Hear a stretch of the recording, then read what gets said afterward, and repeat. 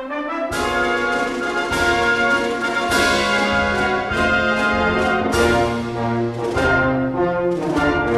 talk is the Vancouver Barracks, Proving Ground for Generals by me. And again, I appreciate everybody as they've come in, sitting, clustering close. I am going to periodically refer back to my notes. I hope it's not too distracting for people. All right, so, of course, everybody knows this talk should begin and end with Ulysses S. Grant, right? No. Because everybody knows Ulysses S. Grant was here. I'm sure all of us have visited the monument over that direction where his potato field was. Okay. In reality, I am unsure about how many people served here at the Vancouver Barracks who later became generals. Dozens and dozens of them did. Because even in the early 1900s, there are people who were lieutenants here who I know in World War II became generals. So there has to be kind of a dividing line. And in discussing this with several people, I decided to try and just do some mini profiles and try and highlight people who became famous in the Civil War as generals. It kind of divides it up. And again, because Grant is so famous, because we're in the Grant House right now, not. Come on now. I'm just checking on you here. No, because Grant was here, and I'm just kind of hoping you all would get a little bored if I talked about Ulysses Simpson Grant. Or his real first name was Hiram, for those of us who were Masonically inclined. Anyway, so what I'm going to talk about is Rufus Ingalls, Phil Sheridan, James Wilson, who not many people hear about, but they really should, Gabriel Rains, and my personal favorite, William Wing Loring. Even though he was a colonel when he got here, he didn't make his star until afterward. Vancouver Barracks, 1859. That's where this photograph is. This is from the National Archives. And again, you see the Grant House, and you see that flagpole. By gosh and by Gora, that 14-year-old drummer boy sure knew how to climb a tree. And this is looking from around the Columbia River, of course, due north. And behind us is the woods. Now, soldiers, prior to the Civil War, soldiers from the Vancouver Barracks participated in the Rogue River Wars for the south of us, and what are known as the Yakima Wars, and I put it in other tribes between 1855 and 1858, and at all times they had guard duty and guide duty and patrol duty all the way into Idaho, following the Oregon Trail. And I had a short conversation with a friend of mine. One of the things that's interesting about these kind of duties is during these particular, quote, Indian wars, the regular army spent as much of their time keeping the militia forces. Oftentimes they were just people who hung out in saloons, and the call came to join up. And so they were all about killing people in the middle of the night, not caring if they were men, women, or children. The regular army spent a lot of time keeping the parties separated for everybody's protection. It was a pretty thankless job. First person I want to talk about was Rufus Ingalls. Now, Ingalls was one of these interesting people to me because even though we talk about how important it is, and it is important for combat forces, if you don't get your supplies at the right place at the right time, it doesn't matter how good you are in a fight if you don't have bullets, if you don't have horses, and you don't have grain. And so Ingalls was one of these people whose primary contribution before the Civil War here and after the Civil War was for his expertise in supplying what they call quartermaster. In 1849, as John Hathaway is building and trying to build the first buildings of the Vancouver Barracks, all of the West Point graduates graduated with degrees in engineering, more or less. They had to learn engineering because 19th century was all about siegecraft and building ramparts, revetments, and fortresses. So they knew a little bit about all kinds of civil engineering, but let's face it, building houses and building infantry barracks are not the same thing as building a rampart to fire a gun out of. And so he was brought in from California to assist Hathaway initially in just kind of laying out or just planning how they were going to basically put the barracks in. And then that mission ended. He went back down, I believe, to California, and then he came over for reassignment here in 1851, and he was the assistant quartermaster of the post. That is, just about everything that had to do with non-consumable supplies was the quartermaster's responsibility, or the ordnance officers. There were three main support branches in the U.S. Army at the time. There was the commissariat, that person who was responsible for procuring food, anything that was edible, on the hoof or dead and in sacks. That was the commissary. The ordnance officer and ordnance sergeants later were responsible for making sure they had bullets and powder and things like that. Just about everything else by default was the quartermaster's responsibility. So that was what Ingalls did. And it was a good education for him, because the supply line, the supply chain from that Ingalls had to draw from was enormous. It ran essentially, he was trying to procure supplies from the East Coast. So he might well have contracted directly from the East Coast to get stuff. Or he would draw it from depots in California, Presidio, San Francisco. Or he would try and get it here locally produced in 1851. When was the first brick works? We'll go to the Clark County History Museum to answer that question. But then he would get supplies here, and he would have to push these supplies all the way to Idaho at times.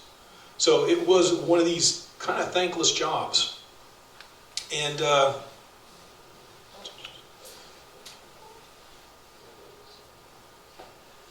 now, and I said 1854, the Steptoe expedition. That was not in the Battle of the Cascades or these later battles. Essentially, between 1851 and 1854, he rotated the East Coast, and then they said at a certain point in 1854, "Hey, you've been to the Pacific Northwest, haven't you? Well, we got this Major Steptoe, and we're sending him from the Midwest and all of his command due west of the Vancouver Barracks. Guess who gets to go along with him the entire length of that time and supply and quartermaster his entire task force? It gets to be you." And he did so. So he has this had to develop the skills of working through adversity and shortages to keep large numbers of troops going over long distances. And that, to my mind, suited him perfectly for what was coming up in the Civil War. And guess which page did he print? No, it would be the page where I talk about him in the Civil War. From the Steptoe expedition, he eventually made his way back to the Army on the East Coast, east of the Rocky Mountains. And when war started, he was, I believe, a captain.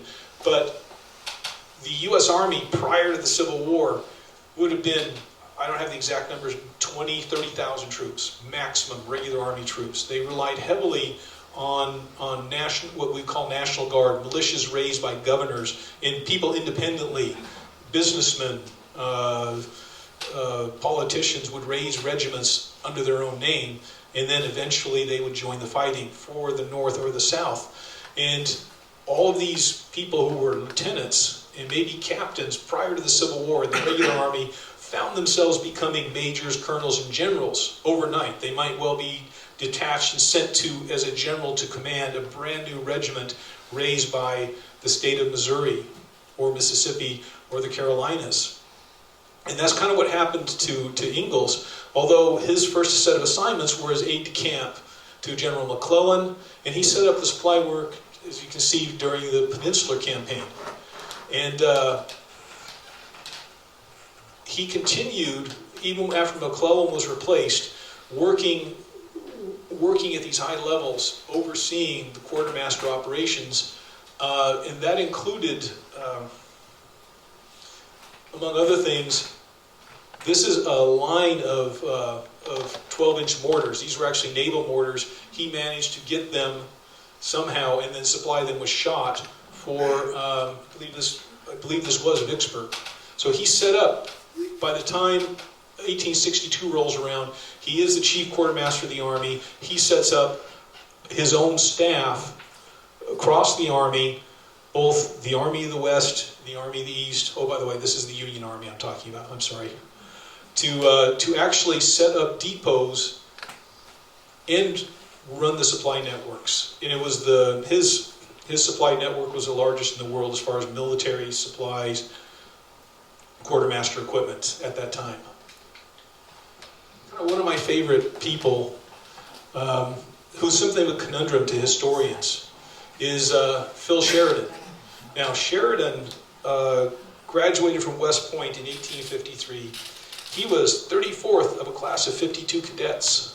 He had to take a year off at a certain point because he was failing academically. He came back, and he was I think it was 5'5", and one of his nicknames at West Point that he didn't like was Little Phil. And he was supposedly really jealous of his reputation. He had gotten into trouble. He had some kind of a disagreement with one of the other West Point cadets, and he showed up later with a bayonet to fight a duel because he challenged him. And this all seems to be true, and it seems to fit this pattern. When he arrived here in the Pacific Northwest in 1855, after a couple of years' duty in Florida, he was put in charge of a platoon of dragoons. And dragoons are soldiers that are supposed to ride. Well, they ride horses, not supposed to. They ride horses, but what they're supposed to do is they're shock troops. They're not full cavalry in that they were not expected to pull out their sabers and and charge like that. One of their jobs was to do scouting missions, guard duty, kind of shock troops. They could fight mounted or dismounted. And so he was put in charge of this platoon of dragoons. And the very first mission he and his dragoons got was guarding these topographical survey teams as they were drawing maps and trying to figure out ways for the Transcontinental Railroad to come through. And other people think that he got that job because it took him away from the Vancouver Barracks, where he couldn't challenge people to duels or get into trouble or be offended by anything. And it's a good thing that they did. See if I've got this. In the Yakima War and the Rogue River Wars, he had his finger somewhere in the pie, particularly the Yakima Wars, 1855-56. 1855, there were general uprisings in the native folk all up and down the Pacific Northwest. It started when Andrew Bolin, who was the quote Indian agent, who was based out of Vancouver, went to Yakima. There were a whole bunch of gold miners in what was the Yakima's traditional land, mining gold. The Yakimas tried getting rid of them, and depending on who you talk to, 1 to 3 miners were killed. And Bolin went to find out what was going on, and he had a meeting or two. And on his way back, he was killed. And then the U.S. Army received orders: punish the bad people. You know how hard it is to find the bad people and punish them when there are no roads, only trails, and you don't know who the bad people really are? So the U.S. Army sent out some expeditions to try and do just that. And in 1855, they were trying to fight the Mexican-American War, which meant you line up and you shoot at each other, and the people left standing are the winners. That was how both sides fought in the Mexican War. Well, you know what? Native folk were not that stupid. And so when the U.S. Army soldiers arrived and started firing the cannon, they ran away and went around back and basically ambushed, and they actually won several battles. And so Colonel George Wright in 1856 early on said, well, I'm going to just grab this whole big huge force, and I'm going to go to the Dalles via the Columbia River Gorge, and I'm going to punish the bad people. And it took weeks to prepare, and they went east. And at the time, before the dams, there were 3 sets of rapids. And there were 3 settlements at each set of the rapids, and only one blockhouse was built, known as Fort Rains, at the Middle Rapids. And if you drive Interstate 14 now, there's a little interpretive sign there, and it kind of describes the battle. And this is on either side of a traditional Native American fishing point, fishing village. And so right, heads due east. He basically takes almost all the combat troops from Fort Vancouver, the Vancouver Barracks, with him, and he's in the Dalles, and then he crosses the Columbia River. He gets well up on the trail, and then because they're much smarter than George Wright, the Native American forces attack all three settlements at the Cascades, and then they force people into the blockhouse. In the other two places, people kind of barricade themselves or escape. And word goes down and word goes up, and the first person who makes it onto the relief force happens to be Phil Sheridan. And so he and his dragoons actually made the relief at the middle blockhouse, where he met Steptoe, who would be mentioned here, except he died before the Civil War. Where did I put Steptoe in here? We'll find out, won't we? So, it is mixed as far as how history and other people view him. But in 1861, Civil War starts, and he finds himself doing administrative stuff. He's a commissary, quartermaster, topographer. However, and that's for the regular army. However, by 1862, they are short on combat troops, and he is breveted up to colonel from being I think he was a first lieutenant at the time, and he was placed in charge of one of these volunteer infantry regiments. And within a year, he is transferred to the cavalry. He's promoted to general, and one of the quote high points of his career is at the Battle of the Shenandoah Valley. Anyone here Southern extraction? I mean, that was one of these campaigns. That was one of these campaigns that the North did on the South, where it was strip all the resources, burn the factories. If there's food, what food you can't take, burn and destroy the food, destroy the railroad tracks, and he did just that. So he and Sherman are both infamous in the South for this. If you saw Gone with the Wind, that was not Shenandoah Valley, but it was very similar in its effect. And he led the army that pursued Lee in 1865, finally forcing him to stop at Appomattox Courthouse. Lieutenant James H. Wilson at the Vancouver Barracks. Now, Wilson was, to me, one of these interesting people. He didn't have very much time between graduating from West Point and the Civil War, and yet his contributions were many. He came to the Pacific Northwest, and essentially this sounds like, and he himself may well have felt, well, this is the kind of a career stopper. I'm going to be assigned to do topographical maps. And that's what he did for a couple of years, from 1860 essentially to 1862, was he had these duties map making. And it doesn't sound very ominous, does it? And yet that plays into his career in the Civil War too.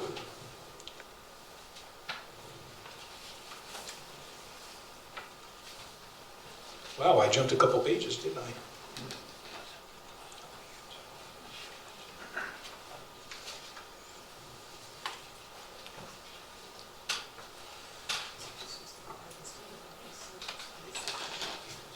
Now, when the Civil War began, he again became, like a lot of these guys, became aide-de-camp to George McClellan, and eventually became promoted to brigadier general. And he was still doing kind of cartographic maps and road plans and things like that. McClellan really liked organizing things, not quite moving so much. So it is interesting and not unexpected that was what he was going to do, or that's what McClellan had him doing. Of course, McClellan ends up getting relieved finally, and at that point, even as a general, he did not lose his breveted rank of general. That's when Wilson transferred to the cavalry and started leading divisions and eventually corps and cavalry. And he fought at the Battle of Franklin, and this again gets to just like Sheridan, where the North spent a lot of their time stripping away the natural resources and hopefully the will to fight on the South. And so he did end up making his way through Georgia in 1865 as part of, again, this whole denuding process. And it was his forces under his command that eventually, the war is essentially over. Lee is not yet surrendered, but Union forces are overrunning various Confederate installations. Jefferson Davis flees the Confederate capital, and it is Wilson's forces that capture Jefferson Davis, and later on they also captured Henry Wirz, who was the commandant of Andersonville prison. Now, Andersonville prison, some of you are nodding your heads. There was a very good TNT, Ted Turner movie on Andersonville that was, while some elements of it were, I can't say romanticized, were fictionalized, it was one of these horrific places where I think 2/3 of the people that went into Andersonville died there. It was a Confederate prison camp. It's essentially a stockade with one little stream running through the middle of it, and people were expected, the soldiers, the prisoners were expected to dump their chamber pots in it and get water out of the same stream every day. Dysentery, crime ran rampant, and Wirz was eventually convicted and hung. Jefferson Davis spent several years in prison, and this is him in the center here. Now, he is one of these people, he was young enough. Remember, Sheridan and a lot of these other guys I've talked about, and one or two later, were getting their commissions in the 1830s, 1850s. So by 1865, they've got like 20 years in the Army. He was able to continue, not in the military for the total time, but he was still young enough to participate in the Spanish-American War. The Spanish-American War, 1898. Now, I'm kind of jumping ahead a little bit, but he continued in the Army. After the Civil War, he was an Army engineering officer in charge of engineering projects. He did retire in 1870. He became a mining engineer, mining/railroad engineer, and then he was writing his memoirs from the 1870s to 1898. But the Spanish-American War began, and they said, we need generals who have experience in doing things like building roads and moving troops through hellaciously bad territory like swamps in the American South or swamps in the Philippines. So he went back on active duty as a general, and he continued on active duty into the early 1900s, the China Relief Expedition, as some people call it. And this is actually a Center of Military History poster showing the storming of the walls of the Winter Palace in Peking by the 14th Infantry Regiment. And Wilson was part of that force as a commander in this relief expedition that was supposed to, at first, they were just supposed to relieve people in Shanghai and get the Americans out, but somehow they ended up going all the way to Winter Palace. We pesky Americans. I don't know what to say. Now, Gabriel Rains. Gabriel Rains is one of these people who was older at the beginning of the Civil War, and he did have some longevity. Graduated in 1827, and people like Wilson were just being born at the same time as he already had his commission. And he cut his teeth in the Seminole Wars and the Mexican-American War. He was he distinguished himself to the point where he was a major in the regular army. In combat troops, I want to say before the Civil War, regular army, there were probably only 40, 45 maybe majors in these combat regiments. Each regiment would only have one full bird colonel, one lieutenant colonel, and one major. And then the rest would be captains and lieutenants. And there were only a handful of these regiments.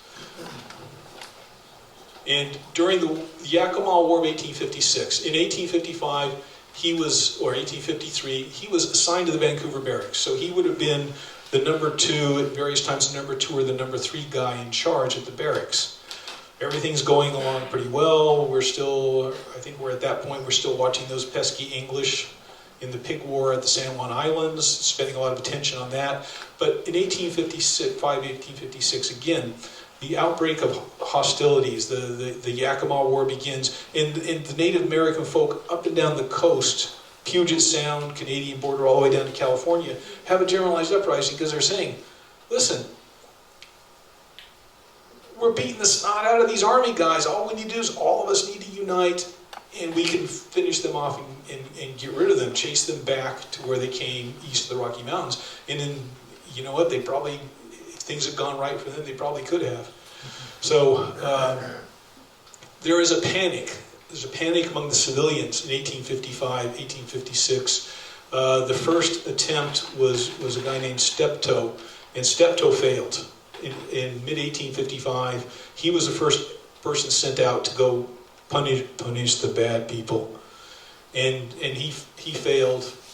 And back at the Vancouver Barracks, there is, let me see, there's Major Rains.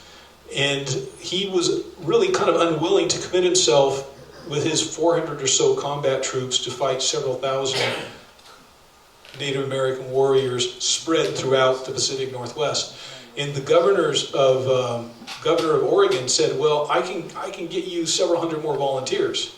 So without really, with very little permission from the Army, he accepted command, became a general of volunteers with his regular Army force, and they headed from the Vancouver Barracks by ferry to the Dalles, crossed the Columbia River, landed about where Highway 97 is. If you're crossing about the 100-mile marker at not the Hood River Bridge, but the Goldendale Biggs Junction, and you're headed up north. That road is built on the Native American trails, by the way.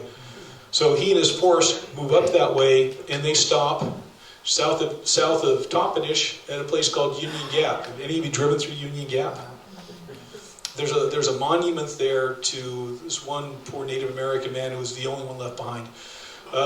He showed up, and at first the native folk kind of built a barricade, and he shot it up with his cannons, and they retreated back, but he couldn't get through the gap. And so they were taunting each other around the gap and on top of the hills overnight, and by morning almost everybody was gone except for this one poor guy riding a pony that was lame. And so they caught up with him, and actually one of the Indian scouts, a guy named John Cutmouth, killed this one old man. And the regular Army forces, Sheridan talks about that. He talks about the difference between the attitudes of the militia forces versus the regular Army troops. And but Rains continues in pursuit, sending forces all the way, trying to actually cross the Cascade Mountains. By this time it's getting close to winter, and really he searches in pursuit but cannot really catch up with the forces he's trying to catch. But he ends up, by the end of 1856, when the Yakima Wars and the other fighting still going on, he ended up getting transferred out. Some people believe that the military commander for the district just wanted to get rid of him. I don't know. I see the brows furrowed.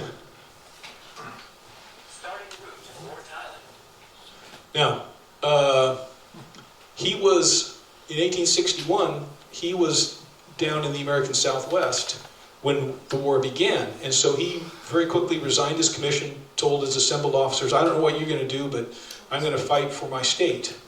And he joined the Confederate Army.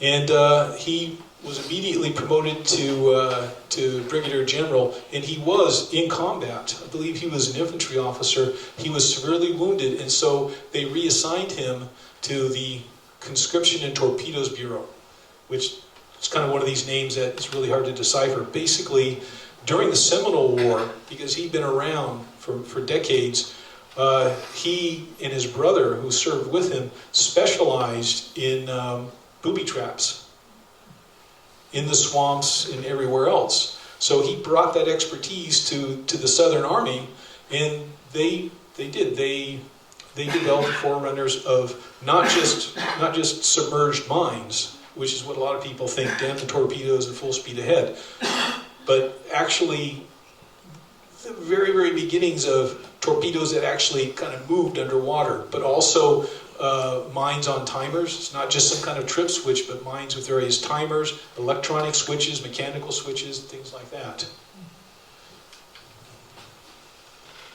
And when the war ended, during pardon me, I want to say Reformation, I mean Reconstruction.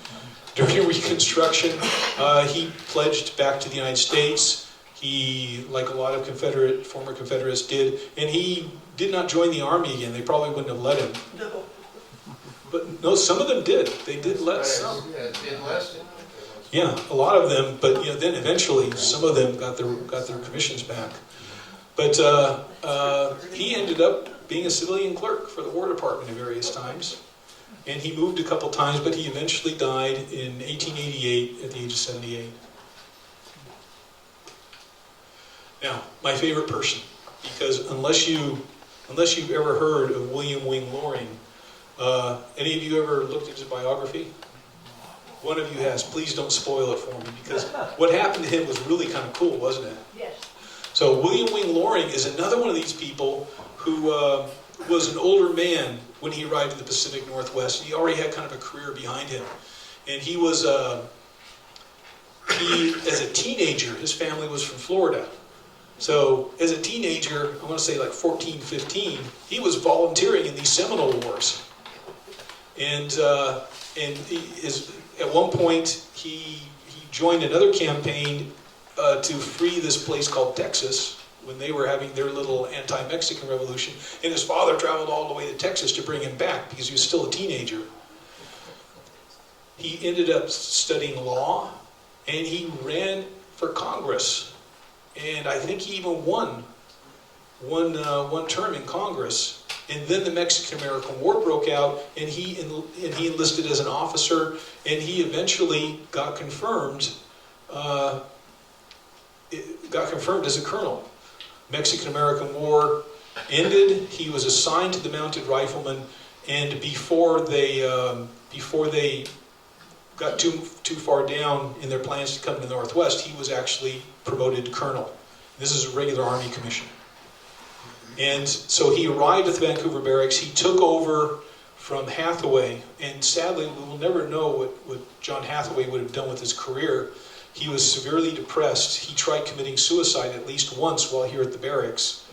When he left the Vancouver Barracks, this is Hathaway, he made it by ship all the way to New York, got off the boat, and committed suicide. He slit his own throat. I hesitate because he was one of the heroes of the Spanish-American War as well. I don't know what all he would have done had he been able to live. But Loring set up the whole patrol fort system, and that was still, as he set up and had his guys, he directed logistical supply chains, which forts are going to be built in which places, here's how we're going to do patrols, here's where we're going to watch those pesky British. He was the one who initiated all of that. And after 2 years here, 1851, he rotated various other frontier posts across the United States. Now the Civil War began. Oh, by the way, William Wing Loring did all this. He had lost an arm during the Mexican-American War. So there are various pictures of him where his coat is pinned to his jacket. Like this. He did not lose his arm in the Civil War. He lost it in the Mexican-American War. He was immediately made a brigadier general. He commanded the Army of the Northwest, and he worked in all these campaigns, continuing. And in some cases, his regiment's division were trapped behind enemy lines, or lost contact with his commanding general, because 2 or 3 divisions make a corps, 2 or 3 corps make an army. So at various times, I think some people think by choice he purposely kind of lost contact with his commanders so that he could go do his own thing in these combat operations. He was very much not antisocial so much as I have decades more experience than the rest of you yahoos. I think I know best. And he continued fighting. His when was Appomattox? April. He is one of the last, along with Lee, one of the last sets of commands and generals still continuing to fight at the end of the war, to the end of the war. So the war ends. And he was unwilling to sign these you might think of them as loyalty oaths. And so he and 50 other American Confederates officers decided we're going to go somewhere else. And believe it or not, he went to Egypt. It was ironic is the recommendation to the Egyptian government was actually signed and sponsored by Sherman. William Tecumseh Sherman said to the head of the army in Egypt, "This guy will do all right by you."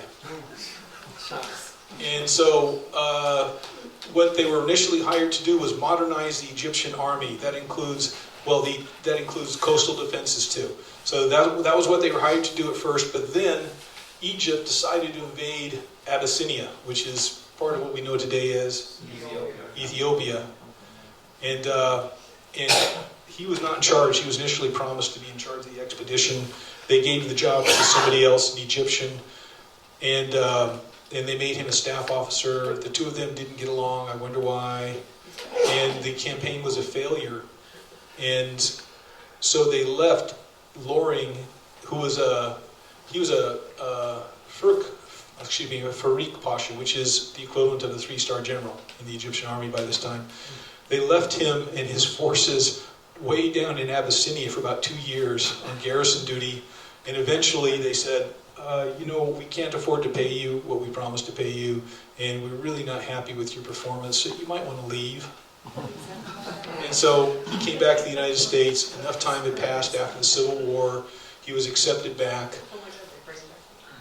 And he actually ran for Senate, and he wrote his memoirs, Confederate Soldier in Egypt. You can find that online too.